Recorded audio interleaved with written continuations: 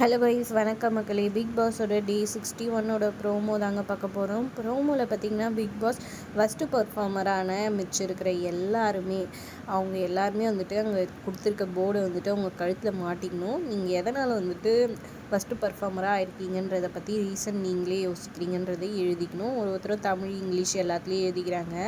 இதில் பார்த்திங்கன்னா ஃபஸ்ட்டு வந்த வியானா வந்து சொல்கிறாங்க, ஒரு கோஆர்டினேஷன் இல்லை அப்படின்னு சொல்கிறாங்க.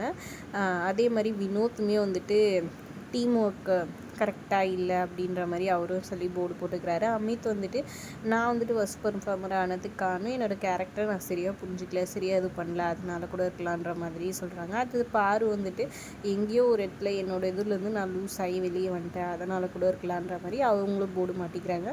எல்லாருமே போய் ஜெயிலில் உட்காராங்க. வினோத், திவ்யா, ஆதிரை, வியானான்ட்டு ஒவ்வொருத்தராக போய் ஜெயிலில் மொத்த பேருமா உட்காந்துட்டு இருக்காங்க. இது நல்லா இருக்கே, வித்தியாசமான கதையாக இருக்கேன்ற மாதிரி இருந்துச்சு. பார்க்கலாம் அடுத்தது என்ன நடக்க போகுதுன்ட்டு. வீடியோ பிடிச்சிருந்தா லைக் பண்ணிக்கோங்க, நம்ம சேனலை சப்ஸ்கிரைப் பண்ணிக்கோங்க. தேங்க்ஸ் ஃபார் வாட்சிங் மக்களே.